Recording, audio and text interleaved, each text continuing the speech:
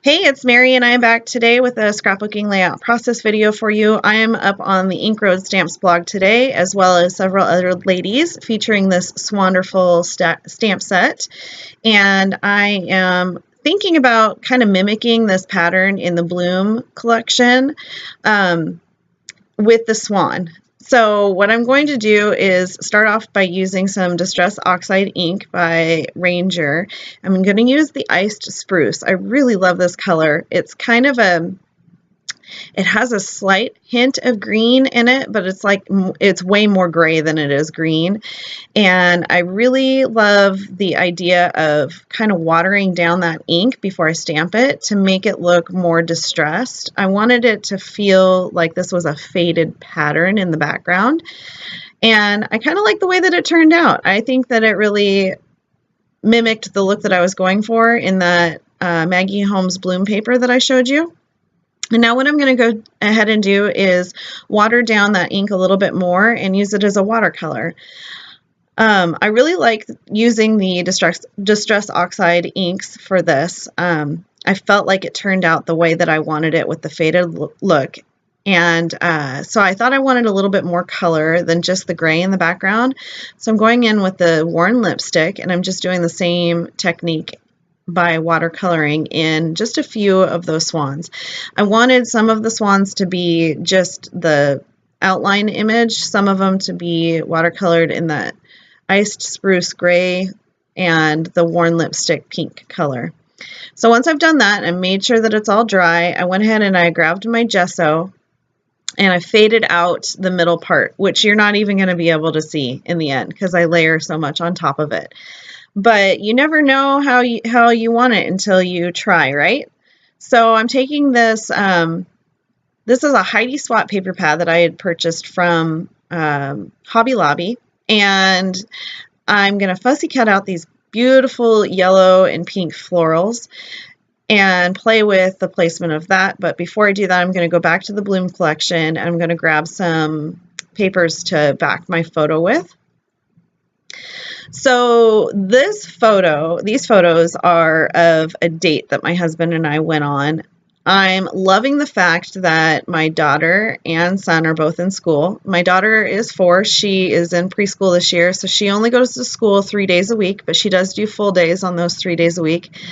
And so we take opportunities to go on little morning and afternoon dates while the kids are in school, because we live in an area where we don't have family, and we don't really have like a system or a community that would be willing to take the kids on a regular basis. So we've never really had regular dates, which is fine because I love my husband and we hang out all the time anyway, even if it's with our kids or after they go to bed. But this has been really fun for us to go on a date. So this was our first date this fall after Abby went back to school, started school, and then our son, who is 8, went back to 3rd grade. And we went to run a couple of errands in a town that's about 40 minutes away from us.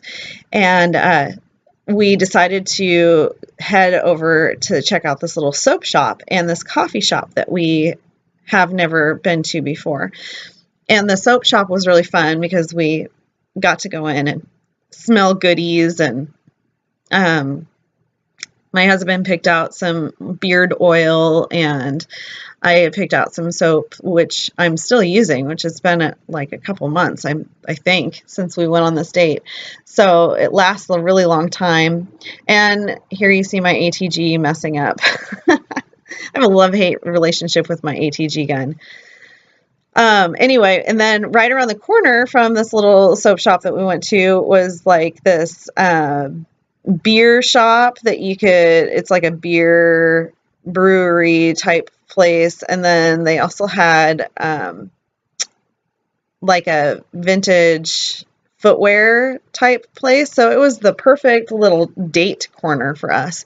And then we went to this coffee shop that is amazing. And I'll scrapbook photos of that later, probably, if I remember to do it. But the inside of it was it was just beautiful. It had these black and white tiles, and huge vaulted ceilings. It was in an old train station, and it was just really, really fun.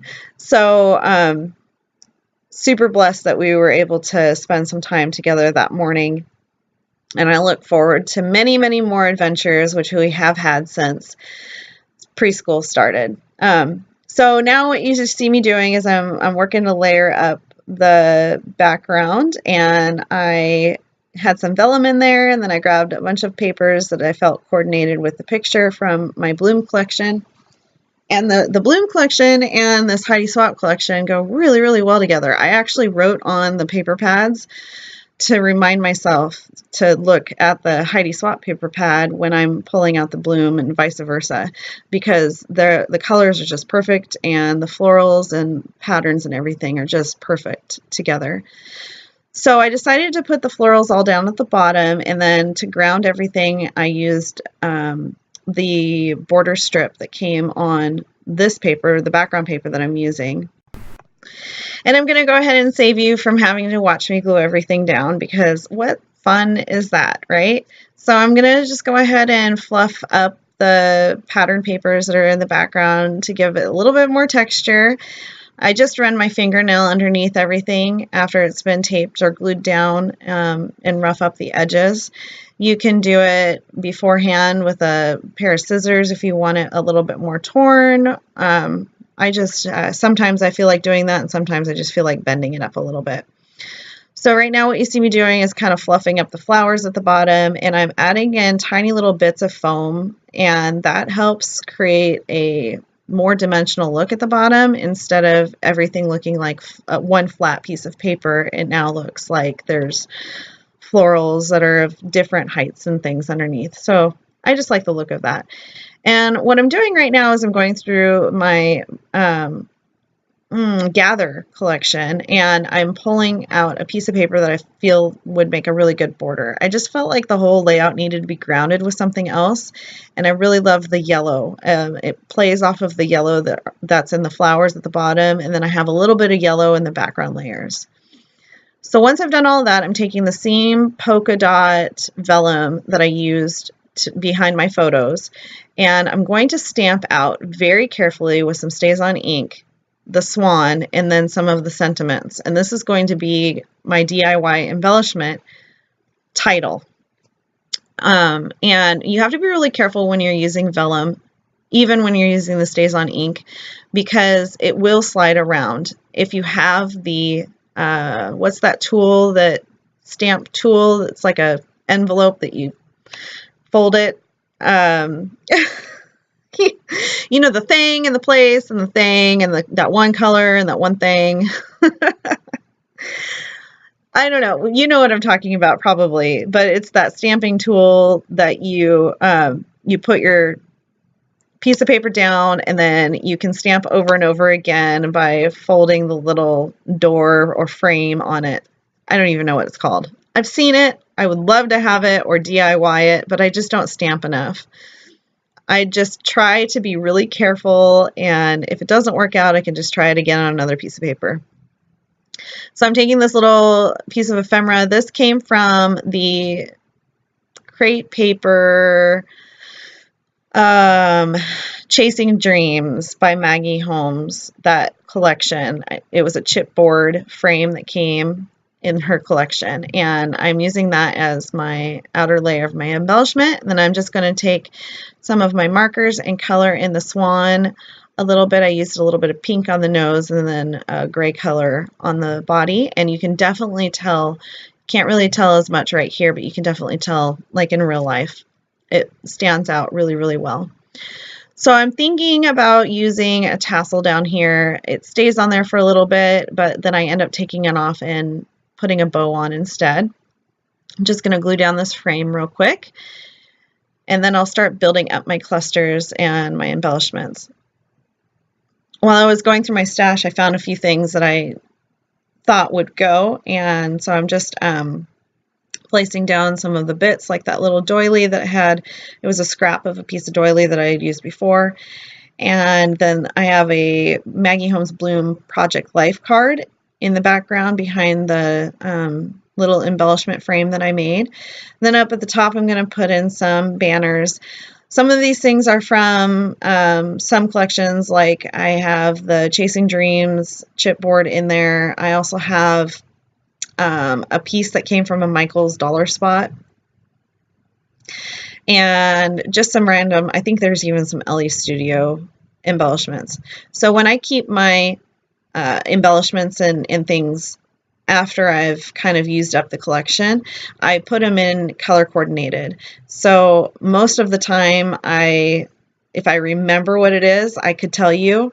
But most of the time, I don't remember what collection it came from after I've used it up. And usually what I'll do is, like, if there's been new collections that have come out since, then I will go ahead and retire the previous collection into my stash, because I'll be mostly using the new collections, and anything that's older, it's like everybody's kind of past it and they're on to the next new thing. So I'm not too concerned about it. But if there's something that I'm using and you have to know where it's from, I could probably remember where it's from. Just leave me a comment if you want to know. So I'm just placing some of these little bits around until it makes sense to my eyes. And I used a lot of black in my embellishments to ground everything. Everything was so colorful in the background. So I felt I needed more neutral embellishments. So I'm looking for a gold piece to go up there above the pictures. I felt like there was just too wide of a space and it didn't really pull the eye down towards the page. It was like at the top left and then boom on the right. So all I needed to do was just grab a little tab, and I'm going to stick a sticker on it, a gold sticker. And the gold sticker says kisses, because he was giving me furry purry kisses. That's what I call it when he gives me kisses like that, because his beard tickles my face. So I grabbed these. I think they were Recollections stickers from Michael's as well. And I'm looking to see if there's any more little stickers that I want to put down. And I just have to trim it down a little bit because they're a little bit wider than I wanted. And now I'm looking to see if there's anything else that it needs. And then I remembered, duh, Mary, you have a ton of swans in your collections because you've never used swans really before, and you're using swans right now on this layout. So use up some of those swan ephemera pieces that you have, because I don't know if it's just me or what, but Maggie Holmes has to have a swan in almost every collection that she does. I think swans are her favorite animal. And I think it's adorable, but I just don't use them all that often. So I found that chipboard piece, that chipboard swan there, and now I'm going to go and add some black India ink splatters around the page. I did big splatters and then some tiny ones. And that's going to pretty much complete the layout. I loved the challenge of using these swans when I have never used them before, and I just couldn't help the sentiment Swanderful because of the date that we went on. He is so Swanderful. Anyway, that's going to complete my layout, you guys. Thanks so much for watching. Don't forget to head over to the Ink Road Stamps blog to check out what the other ladies have come up with for this Feature Friday stamp, and head over to the shop and pick yours up right now because they're amazing and you need it. Anyway, hit like, subscribe, leave me a comment, and I'll talk to you later. Bye.